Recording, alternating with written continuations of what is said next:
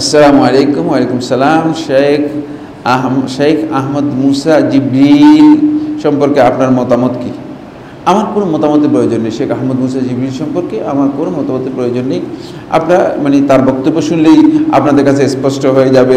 তার বক্তব্য শোনার পরেই বাংলা ভাষায় উনার কিছু বই অনুবাদ হয়েছে। আমরা কি উনার কাছ থেকে দিন শিখতে পারবো? উনার কাছ থেকে নয়, কারো কাছ থেকেই দিন শিখতে পারবেন না। কোরআন এবং হাদিস যিনি বলবেন তার কাছ থেকে দিন শিখবেন। খুবই সহজ কথা। যিনি কোরআন এবং হাদিসের বাইরে বক্তব্য দিবেন তার বক্তব্য কোনোভাবেই গ্রহণযোগ্য নয়, তিনি যত বড় আলেম হোক না কেন। কথা কি বুঝতে পেরেছেন? এখানে শেখ পূজার কোনো বিধান নেই। এখন বর্তমানে একদল ভাই শেখ পূজা আবিষ্কার করেছেন। একটা পীর পূজা তো অনেক আগে ছিল। কথা কি বুঝতে পেরেছেন? আমরা পীর পূজার বিরুদ্ধে বক্তব্য দিতে দিতে এক পর্যায়ে একদল লোক এসে আমাদেরকে শেখ বানাইয়া আমাদের পূজা শুরু করে দিয়েছে। হারাম। পীর পূজা আর আপনার এই শেখ পূজার মধ্যে কোনো পার্থক্য নেই। আপনি মনে করেছেন যে এই শেখ পূজা করলে আপনি মনে হয় জান্নাত পেয়ে যাবেন, খবরদার, এই চিন্তা করবেন না মাথার মধ্যে। কোনো শেখের পূজার এখানে কোনো অবকাশ নেই। শেখ বক্তব্য দিয়েছে, তার বক্তব্য কোরআন হাদিস অনুযায়ী কি করবেন? গ্রহণ করবেন। প্রত্যেকের বক্তব্য কোরআন হাদিস অনুযায়ী গ্রহণ করবেন। যদি এখানে পূজার বিষয় হতো তাহলে সবাই সবচেয়ে বেশি পূজা করা হতো আল্লাহ রাসূল সাল্লাল্লাহু আলাইহি ওয়াসাল্লাম সাহাবীদের বক্তব্য পর্যন্ত আমরা সেখানে বলতেছি যে আল্লাহ রাসূল সাল্লাল্লাহু আলাইহি ওয়াসাল্লামের বক্তব্যকে প্রাধান্য দিচ্ছি। সুতরাং এখানে কোনো ব্যক্তির বক্তব্যকে প্রাধান্য দেওয়ার কোনো সুযোগ নেই। কোনো আলেম যদি তার মানহাজগত কোনো বিভ্রান্তি থাকে, প্রমাণিত হয়, মানহাজ তার ভুল প্রমাণিত হয়ে থাকে, তাহলে তার কাছ থেকে আপনি যেটা গ্রহণ করবেন সেটা কোরআন হাদিসের সহি বক্তব্য যেটা সেটা গ্রহণ করবেন। যদি আপনি প্রয়োজন মনে করেন সহি, সেটা গ্রহণ করবেন। আর সেটা যদি অন্যদের কাছ থেকে গ্রহণ করা যায় তাহলে তার কাছ থেকে চেষ্টা করবেন দূরে থাকার জন্য। কিন্তু কোনো আলেমের যদি মানহাজ বিকৃত, তার ইসলামী মানহাজ নয়, বিকৃত মানহাজের, যেমন খারিজি অথবা সুফি অথবা শিয়া অথবা রাফেদি অথবা কোরআনি, এই ধরনের কোনো বিভ্রান্ত ফেরকার দাওয়াতি কাজ করে থাকে, বিদআত, সুস্পষ্ট বিদআতের দিকে আহ্বানকারী হয়, তাহলে তার কাছ থেকে ইসলামের বিধান না নেওয়াটাই হচ্ছে ওয়াজিব। কারণ এটা আপনি পরিচিত জানতে পেরেছেন যে এই লোকটা বিদআতের দিকে আহ্বান করে।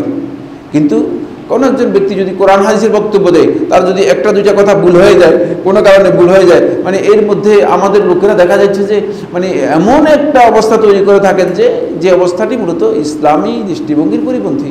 ভুল হতেই পারে, ভুল হতেই পারে। অনেক বড় বড় আলেমদের ভুল হয়েছে, অনেক বড় বড় আলেমদের ভুল হয়েছে।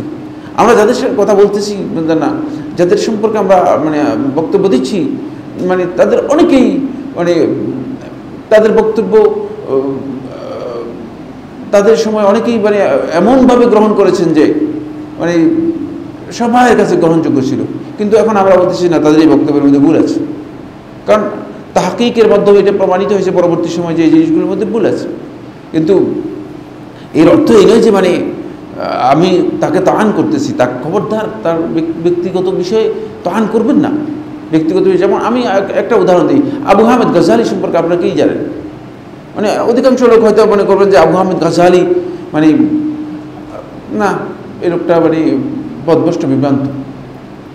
অথচ তার লিখনই আমি যদি আমার এই জীবন পুরোটা যদি এখন পড়ি শেষও করতে পারবো না। কথা বুঝতে পেরেছেন কিনা? পড়ে শেষও করতে পারবো না। এবং তার জীবনীর উপর যারা লিখেছেন তারা সবাই বলেছেন যে ষষ্ঠ শতাব্দীর মুজাদ্দিদ হিসেবে সমস্ত উলামায়ে কেরাম তার ব্যাপারে একমত হয়েছে, এই বক্তব্য দিয়েছেন। কথা কি বুঝতে পেরেছেন? সুতরাং এর অর্থ এই নয় যে আমি আবু হামেদ গাজালির বক্তব্য গ্রহণ করবো। কথা বুঝতে পেরেছেন?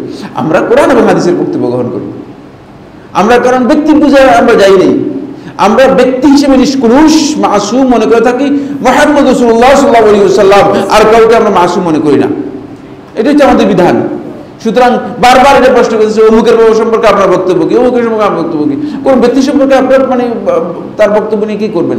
কোনো ব্যক্তির ভালোও থাকতে পারে, খারাপও থাকতে পারে। আপনারা কি মনে করতেছেন আমার সব কাজ ভালো? আমার মধ্যে ভুল থাকতে পারে না? আমাকে কে নিষ্পাপ ঘোষণা করেছে? নাউযুবিল্লাহি মিন যালিক।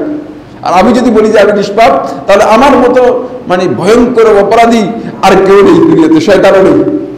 কথা কি বুঝতে পেরেছেন? যদি আমি বলি যে আমি নিষ্পাপ, তাহলে শয়তান আমার চেয়ে কি অনেক উত্তম। খবরদার এই ধরনের চিন্তা করবেন না। শেখ পূজার এখানে কোনো অবকাশ নেই। এখানে মানে শুধুমাত্র মাসুম হচ্ছে মুহাম্মদ রাসূলুল্লাহ সাল্লাল্লাহু আলাইহি ওয়াসাল্লাম, আর কেউ মাসুম নয়। সুতরাং তার কাছ থেকে আমরা গ্রহণ করব। আল্লাহ সুবহানাহু ওয়া তাআলা আমাদের সবাইকে তৌফিক দান করুন। ওয়া আখিরু দাওয়ানা আলহামদুলিল্লাহি রাব্বিল আলামিন।